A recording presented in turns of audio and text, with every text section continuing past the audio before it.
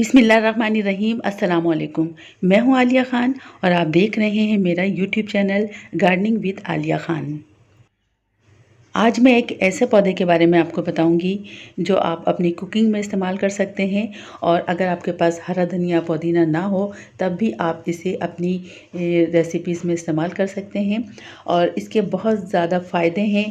ये पौधा बहुत सारे घरों में होता है लेकिन उन्हें इसके इस्तेमाल का नहीं मालूम होता, इसके फ़वाइद का नहीं मालूम होता। पौधा आप देख रहे हैं यही वो पौधा है और इसे थाई बेज़ल भी कहते हैं। तुलसी की फैमिली से इसका ताल्लुक़ है। ये एक किस्म की जड़ी बूटी है जो आम तौर पर जुनूब मशरिक़ी एशियाई खानों में इस्तेमाल की जाती है। ख़ास तौर पर इटालियन खानों में इनका इस्तेमाल होता है और ये पुदीने के ख़ानदान से ताल्लुक़ रखती है। इसका अगर जायका देखें तो ये सौंफ और लौंग की तरह होता है। इसकी खुशबू बहुत तेज़ होती है। इसके जब फूल खिले हों, इसके पौधे के अगर पास से भी गुजर जाएं तो एक तेज़ खुशबू महसूस होती है और ये खुशबू बहुत अच्छी लगती है। इसके फूल देखें, ये एक बंच में होते हैं और पर्पल कलर के फूल हैं। इसके फूलों के बंच में पर्पल, वाइट और पिंक कलर के छोटे छोटे से फूल होते हैं और ये तमाम तीनों रंग मिलकर एक बंच बनाते हैं जो हमें पर्पल कलर में नज़र आता है। देखें कितने खूबसूरत फूल हैं इसके। मैं इस पौधे के पत्ते कुकिंग में बहुत ज़्यादा इस्तेमाल करती हूँ। धनिया पुदीना तो हम इस्तेमाल करते ही हैं, लेकिन इनके अलावा अगर और भी बहुत सारे हर्ब्स हैं जिनका अगर इस्तेमाल किया जाए तो जब गर्मियों में धनिया पुदीना मार्केट में बहुत मुश्किल से मिलता है, अगर ये पौधा घर में लगा हो तो इसके पत्ते इस्तेमाल किए जा सकते हैं। इसकी ग्रोथ बहुत ज़्यादा होती है। इसको जितना ऊपर से काटेंगे ये उतना ही फैलेगा। मैं इसकी ऊपर से टहनियाँ जितनी तोड़ती जाती हूँ ये उतना ही ज़्यादा मज़ीद शाखें निकालता है और घना होता जाता है। मैं इसके पत्ते चटनी में, सैलेड में, दालों में, कढ़ी में, पकोड़ों में और फ्राई करके कच्चा पक्का हर तरह से इस्तेमाल करती हूँ। इसका जायका बहुत ही ज़बरदस्त होता है और अगर सेहत के हवाले से इसका जायज़ा लिया जाए तो इसके फ़वाइद बहुत ज़्यादा हैं। ये एंटीऑक्सीडेंट है। इसके पत्तों में ऑयल होता है या इसका रस कह लें, वो एंटीबैक्टीरियल ख़ुसूसियत रखता है। इस पौधे को लगाने की और इसकी देखभाल की बात कर लेते हैं। ये एक ट्रॉपिकल पौधा है। गर्मी और नमी में ये बहुत ज़्यादा फलता फूलता है। इसे अच्छी मिट्टी, धूप और पानी की ज़रूरत होती है। इसे कंटेनर में लगा सकते हैं, ज़मीन में लगा सकते हैं, हर जगह ये उगा सकते हैं। इसमें देखिए ये बीज निकलते हैं। जब ये सूख जाते हैं तो ये खुद ही झड़ जाते हैं और जहाँ जहाँ ये बीज गिरते हैं इनके पौधे निकल आते हैं।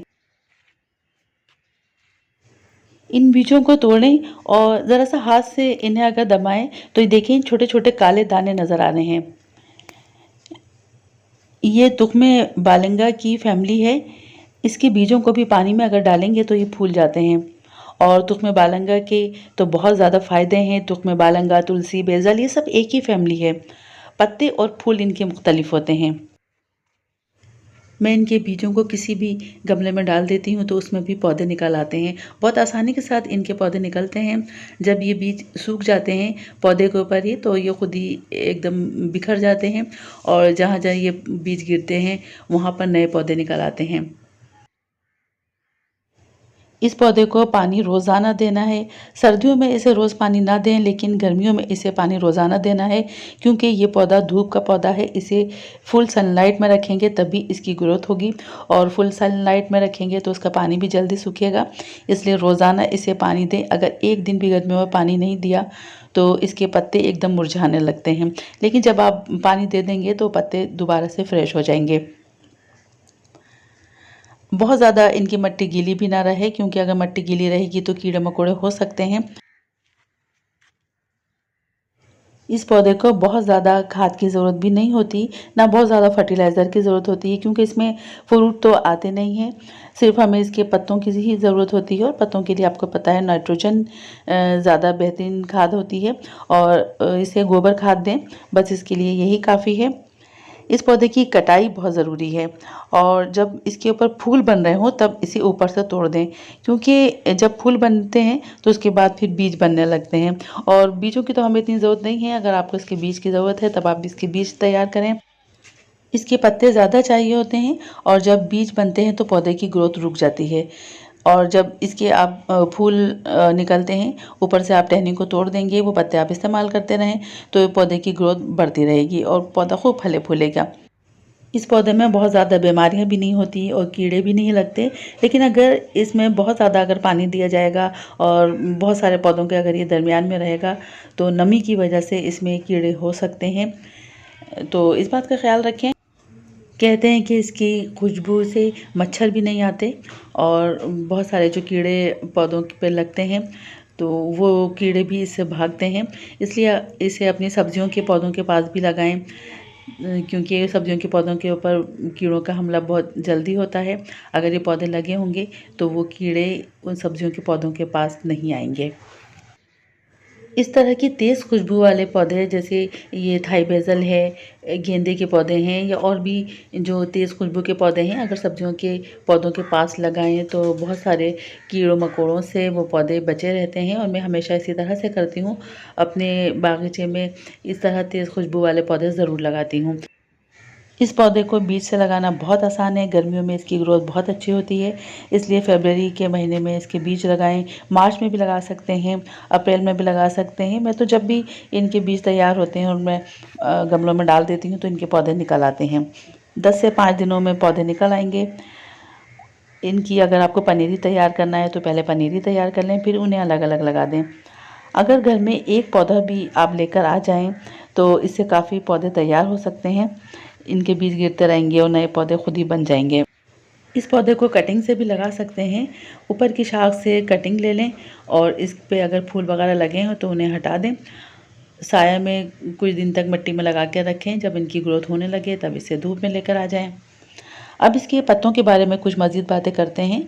इस पौधे के पत्ते ही सबसे ज़्यादा इस्तेमाल किए जाते हैं। इनकी खुशबू बहुत ज़्यादा महकती हुई होती है और एक अलग सा इसका जायका होता है। ये अपने जायके की वजह से ही पसंद किए जाते हैं। इसके पत्ते जनूबी मशरक़ी एशिया के पकवानों में इस्तेमाल किए जाते हैं। इंडोनेशिया में, मलेशिया में, फ़िलिपाइन, सिंगापुर, जनूबी अमेरिका, ब्राज़ील, मेक्सिको, अफ्रीका और पाकिस्तान, हिंदुस्तान में इसके पौधे होते हैं। जब आपकी हांडी तैयार हो जाए तो किसी भी हांडी में हरा धनिया की तरह डालें। जिस तरह से हम ऊपर से हरा धनिया डालते हैं, इसके पत्तों को तोड़कर काट के डाल दें।